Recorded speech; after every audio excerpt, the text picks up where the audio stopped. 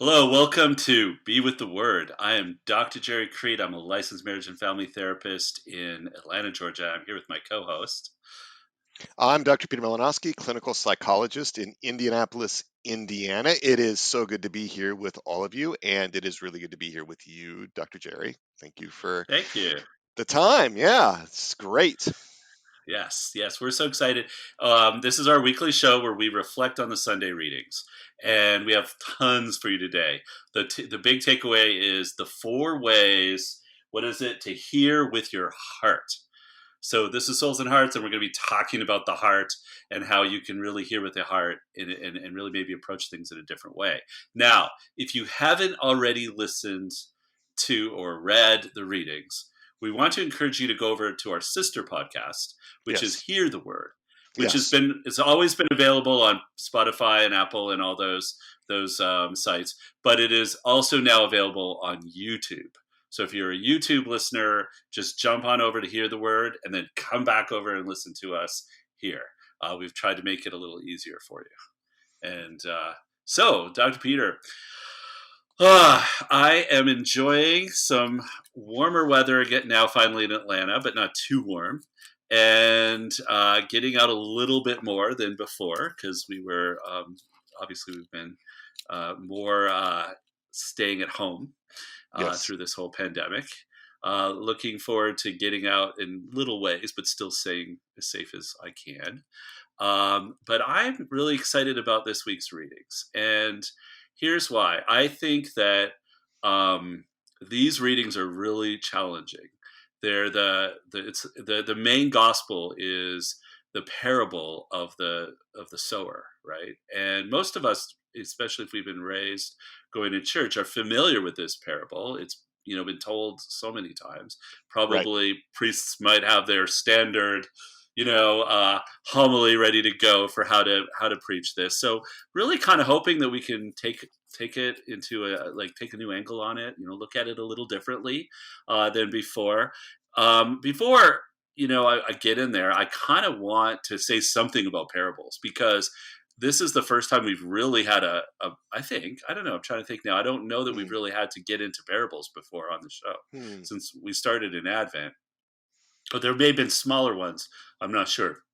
But this is a rather elaborate, well-developed parable.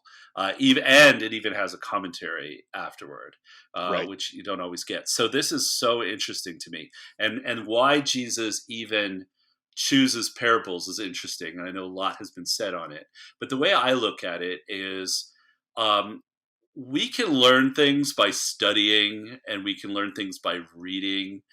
I guess, like obviously, I do all the time. Right. But if we really want our heart impacted, if we don't want it to just be an intellectual enlightenment, if you will, but a heart change, I really think that it has to be a story and it has to have an impact and a person has to have an experience with it.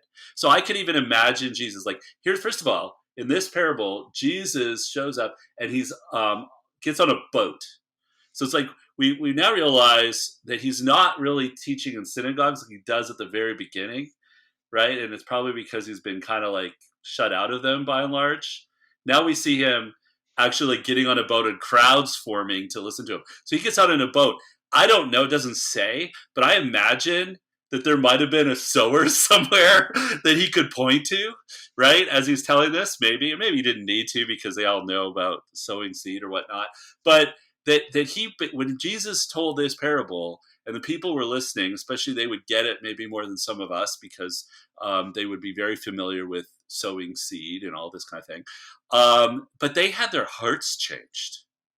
It was like a lightning bolt hit them.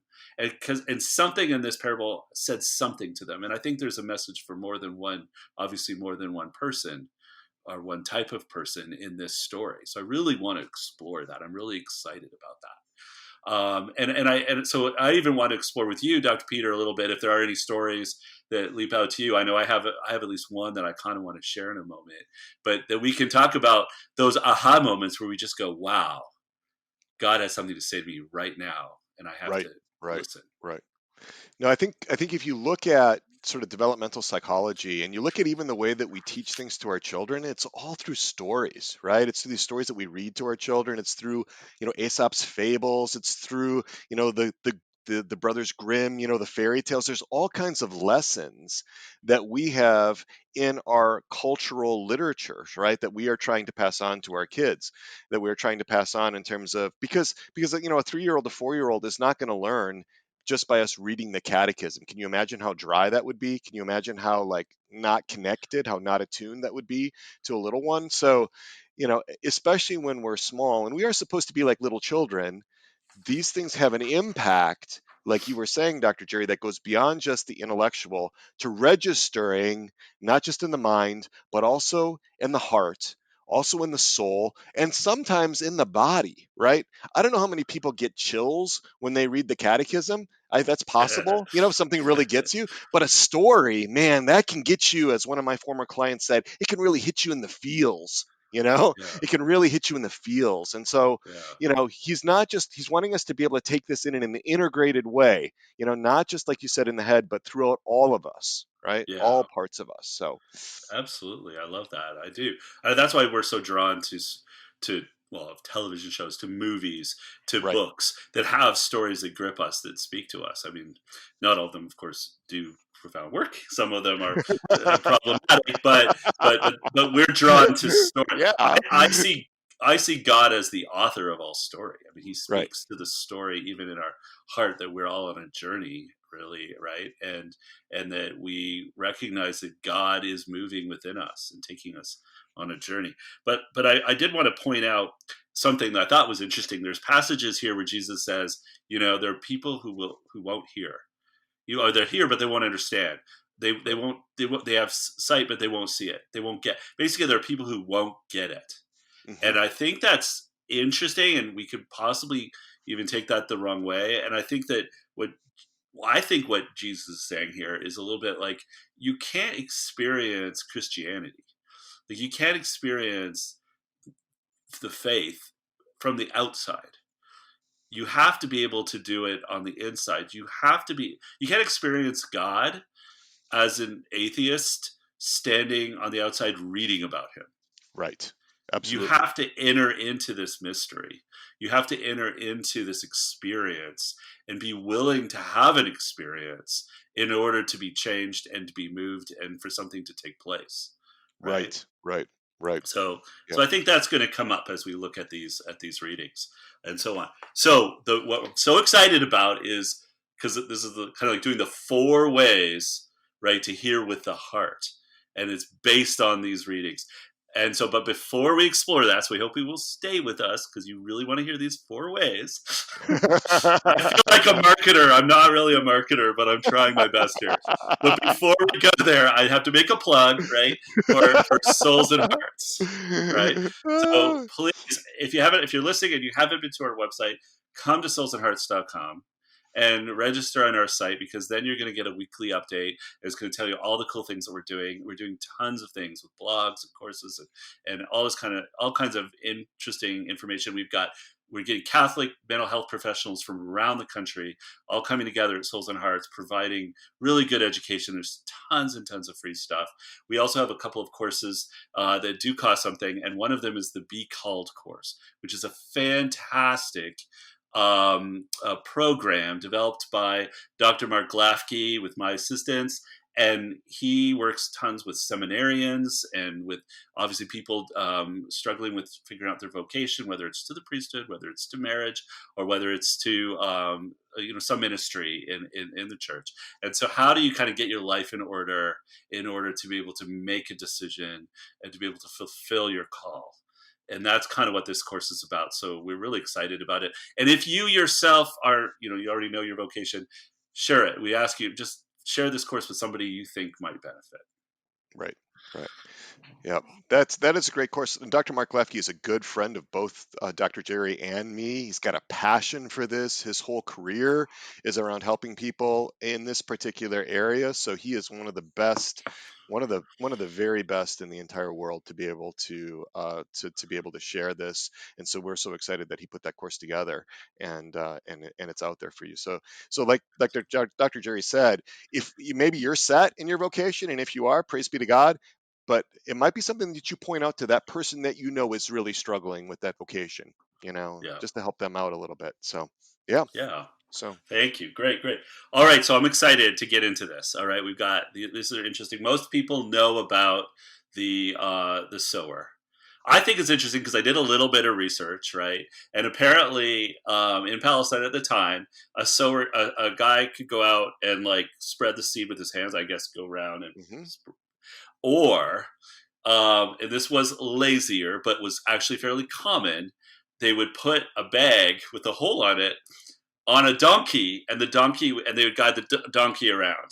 And the paths and the fields were narrow, apparently, and so the seed would fall on good ground, but it would also fall in the wayside. It would fall in the path before. So that sort of explains why people listening would really get it, because I know the first time I listened to this, or I don't know if it's the first time, but first time I perked up. I remember thinking to myself, why would he put it on all these horrible places, thorns and rocks and Paths and things, right, paths? Yeah, right. yeah. So a little bit of the context of understanding Palestine at that time kind of helps to understand that piece.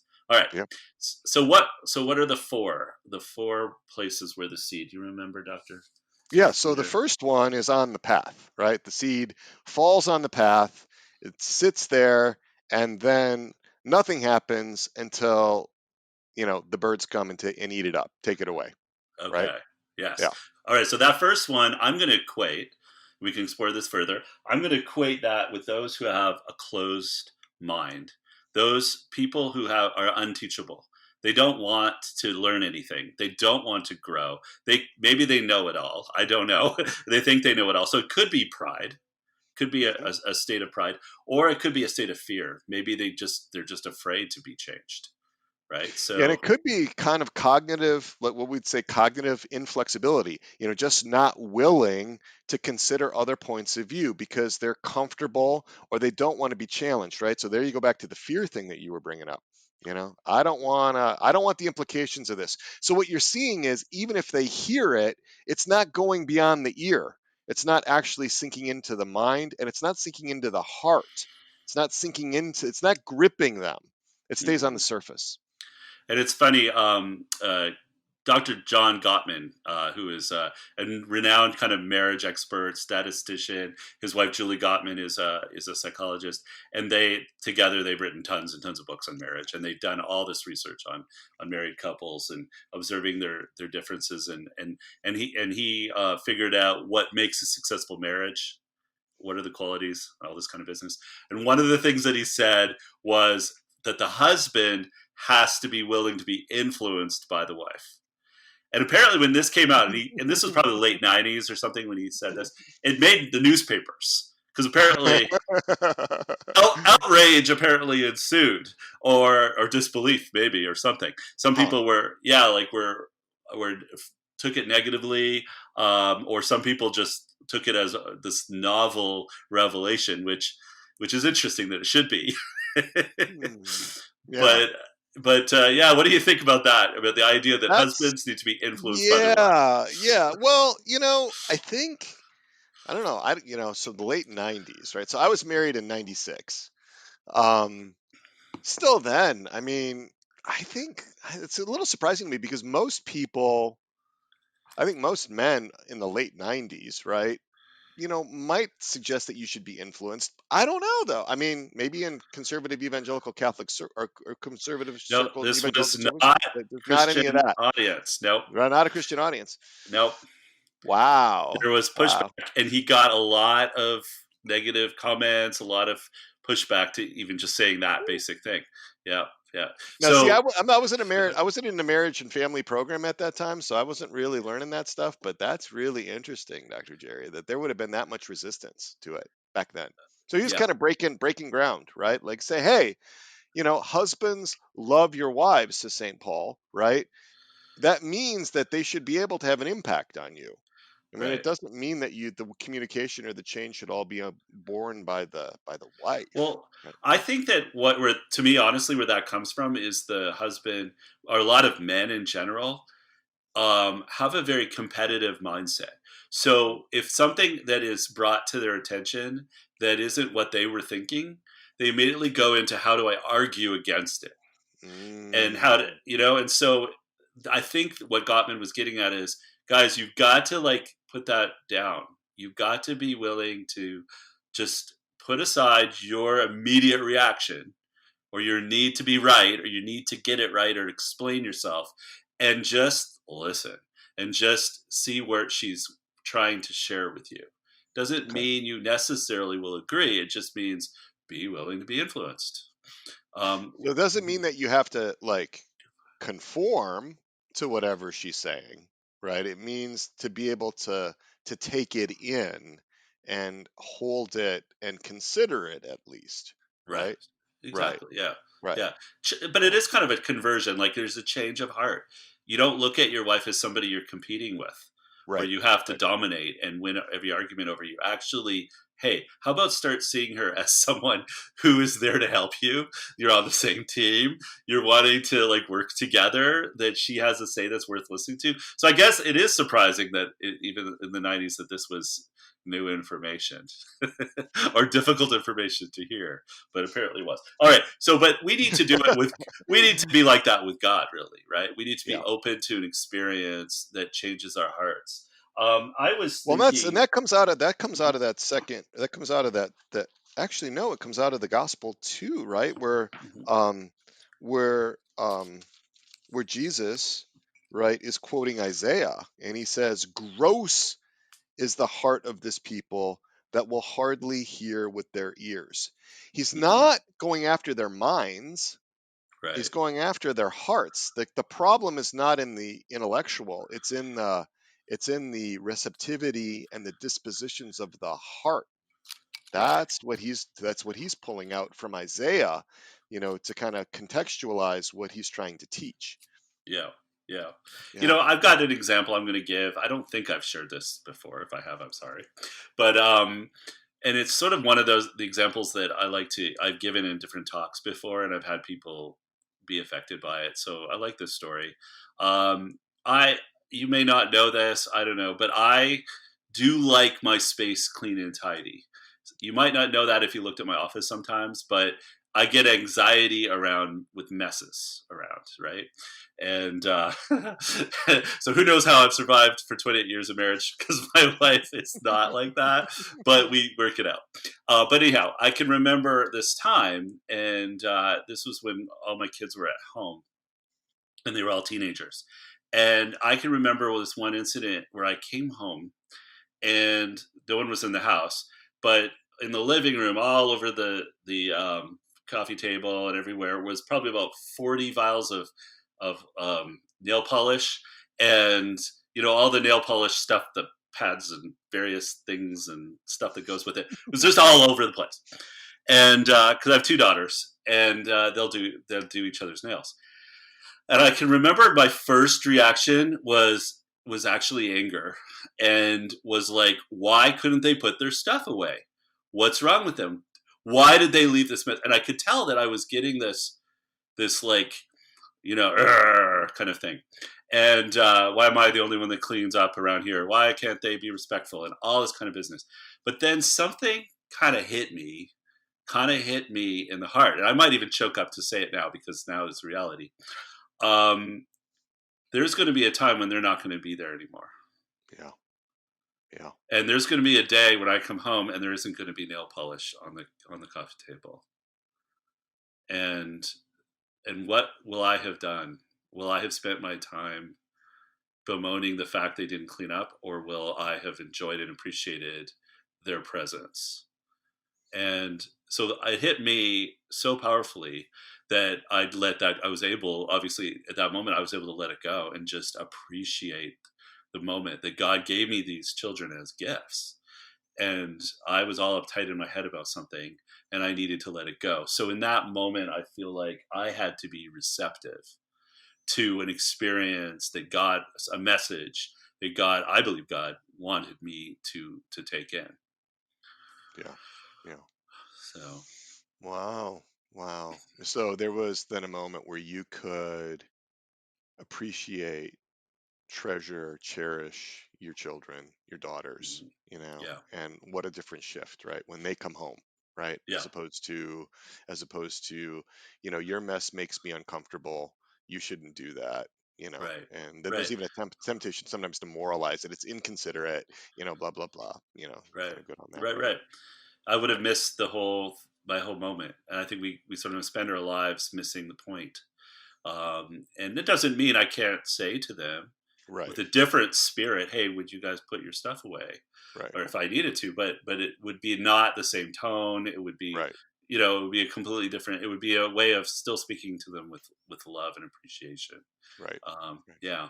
So I feel like at least that seed landed in good soil in that moment, but it landed first in maybe it was the thorny or the stone, and then it made its way, thanks be to God, into a better spot.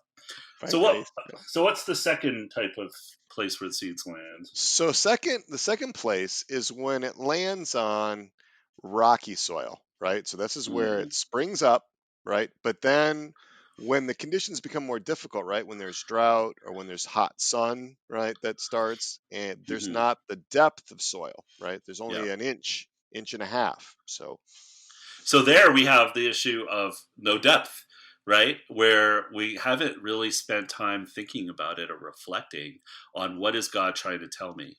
What can I really learn from this? Do I think it through?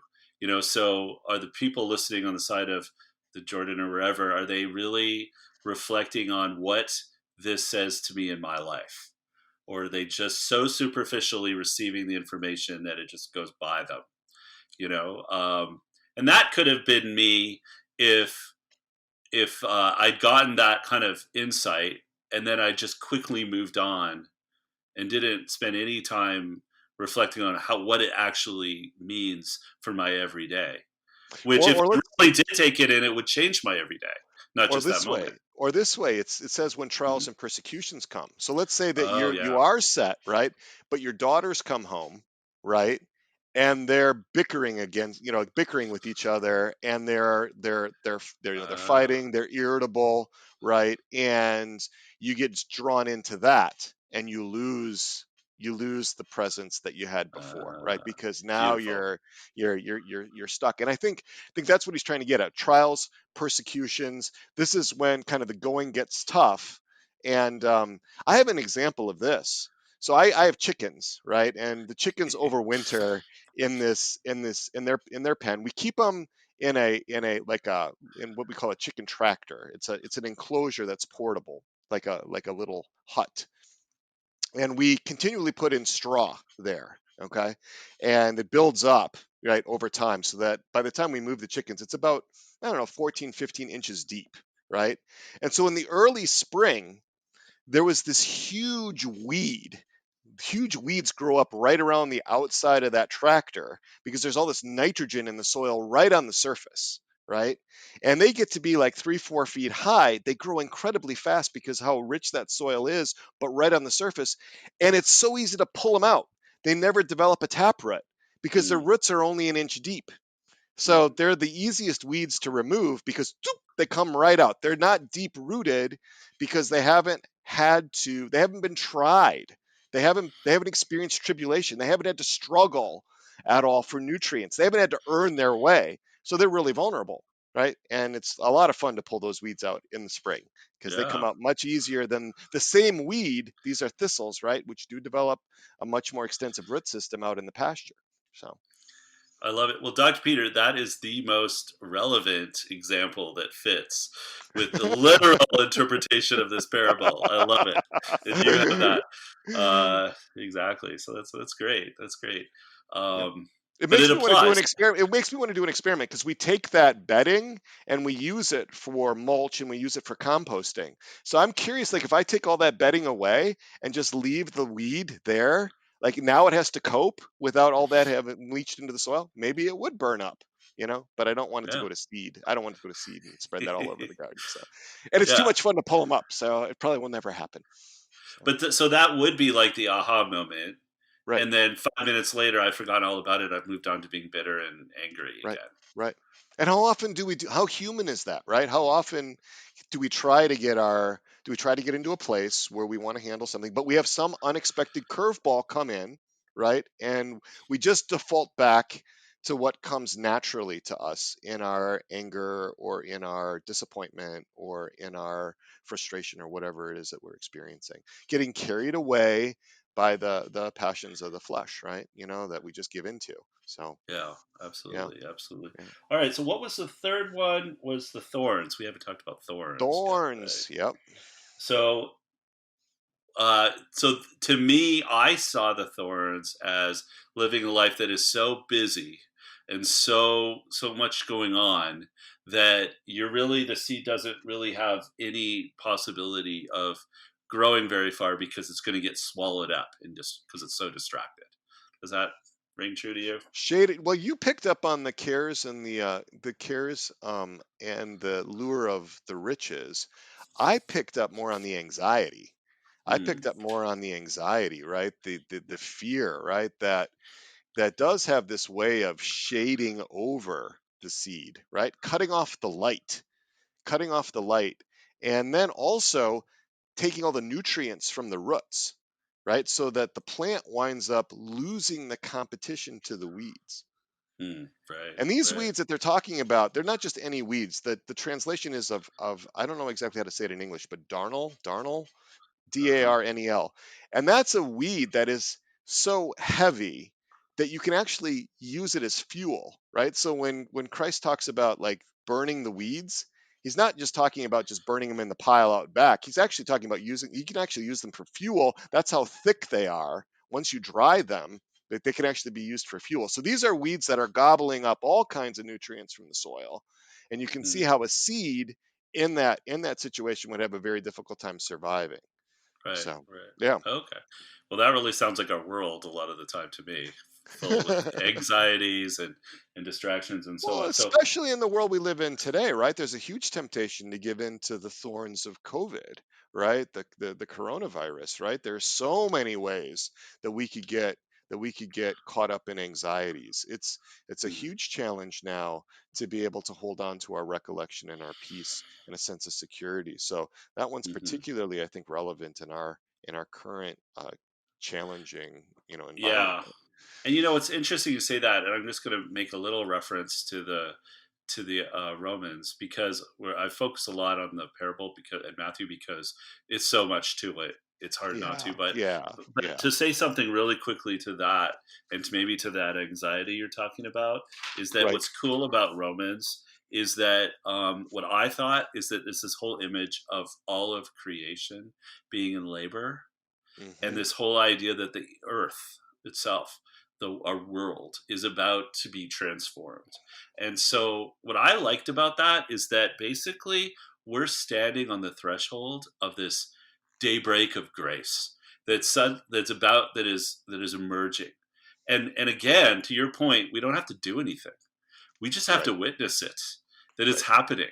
So even if there are a lot of scary things going on and we have anxieties and stuff like that, we can maybe what we need to be looking at is saying, yeah, there are persecutions and there are things that happen, but wow, we're on the verge of something fantastic in the whole world. Where sin abounds, grace abounds the more, right? So, yeah, and it's really important that point you're bringing up about the soil. I spend a lot of time working with soil, and I read books about it. Really into understanding the soil. We do soil tests to kind of see what's going on with the soil, um, and it's an amazing thing because the soil is really receptive. The soil is like that's where it's like the nest or the environment in which the seed grows. The soil doesn't make the seed grow. The principle of life, the essence of life is in the seed, but the seed needs the soil and the soil needs the seed. There's a relationship there, between us as as Christians, and the seed being the word of God or Christ himself, right? So there's this relationship between, there's a distinction, but there's also this relationship. And one of the things about soil, if you actually look at the Latin word for it, it's humus. And that's also the same root for humility, right? So we need to be able to be humble, Mm, receptive. We need to not worry about making the seed grow. You don't actually have to make the seed grow, but you want to maximize the environmental conditions to foster the seed's growth. And that seed will grow to the degree provided for by the soil. so That's the that amazing thing. That's so 30, 60, or 90 fold, right? so that So takes the pressure off of us. that takes the pressure off of us. We actually, we keep the soil, unless there's a seed, can't grow anything, right? The seed Mm, has to be there, but the soil is also essential. So there's this partnership between Christ, between our hmm Lord Jesus Christ and us in that relationship. It's amazing. And it's getting lost now. A lot of times people just use the soil now as a holding place for seeds, right? That's part of the problem with uh, conventional agriculture, is that they actually try to apply all the chemicals and all of that. But if you have a really healthy living soil with all the microorganisms and all of that, it's rich, it's deep, there's all kinds of diversity in there, there's all kinds of health in there, there's all kinds of things going on, microbes, all kinds of things happening, enzymes that are going on in there and that characterize a healthy soil, as opposed to a sterile soil, you know. Sweet, And that awesome. creates a lot of Well, robustness there too. So I love it, I can Dr. go on Peter. for I that. have nothing to add to this. Best, I'll go to Lowe's and get a bag of soil and put it in my plants or something. It's all I have. I don't typically. I have herb. I do grow a few herbs on my windowsill. You That's all do. I got. Yeah, you've seen them. All right. Well, let's get to kind of the bigger theme, the four takeaways, and that kind of thing that we wanted to say here, Yeah, and because we that I kind of want to covered get the to. good soil, right? We just covered the fourth one, which is the good soil. Yeah. So So yeah, so we so can go right what to that. what are the ways to hear with the heart? So let's kind of go through them, because your takeaway this week isn't going to be just what I mean. It could be one thing if you want to do one of the beginning ones, but I'm going to challenge people to do all four, or even if it's in a little way. But the first one is the first takeaway will be to allow yourself to be influenced. And we're not talking about agreeing to everything all the time or anything like that. Right. It's about but being, especially with obviously with God, maybe with our loved ones, being willing to be influenced, being willing to be taught. So it's basically being that soil that is receptive, right? Is receptive to something new, allowing entry. Because if you don't allow entry for the seed, there's nothing's going to happen, right? If There's going to it's be a bird coming to take it away, That's right. Right. Very just good. like on the path, right? So Yeah. And the second one is spend some time in reflection. Ponder what it means. So once something has hit you, if you're open to something, to hearing God's word, if you're open to his message, maybe God's word is through your own prayer every day, or maybe receiving God's word is through some experience like the example I gave with my daughters. But whatever it is, take time, slow down, and just like ponder it in your heart, like Mary, and let it sink in and reflect on what it means. Don't be that superficial seed that just, quickly forgets about it.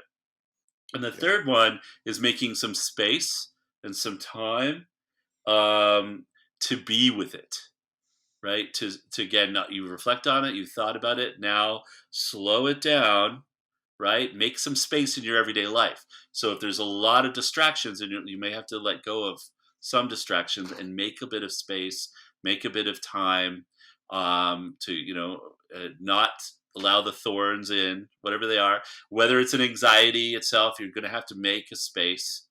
That might involve, right, some breathing exercises, sort of that deregulation to be able to like come down from anxiety, or get some space away to really let it sink in, right? Allow it to grow. So it's taking in it's allowed entry, whatever the experience is, whatever the insight is. It's been having some nourishment from the soil by being with it. It is allowing it to grow a little bit. Sit with it, yep, allow it to grow in your heart, yeah, right?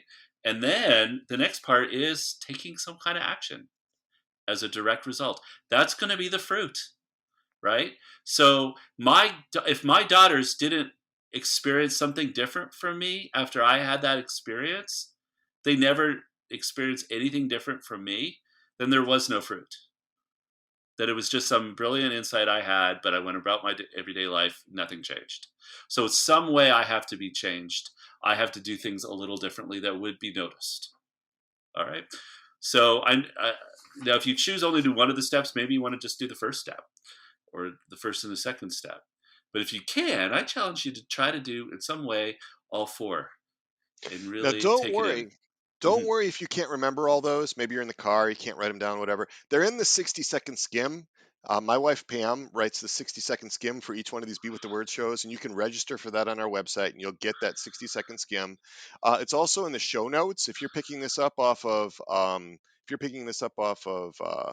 uh, Apple Podcasts or off of Spotify or something like that, it'll be in the show notes as well. So you don't have to try to copy all that down if you don't want to. We've got it there for you. Go to the website. That's the easiest thing. Is just go to soulsandhearts.com, go to Be With the Word. It's going to be right there under the video.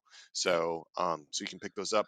Review those though, and think about what they would be for you. And if you're married, might not be a bad thing to just check out with your spouse too. Like, is there any issues with any of these? I mean, that's a Mm. huge thing for couples too. So think about it in your important relationships, so Yeah, yeah, yeah.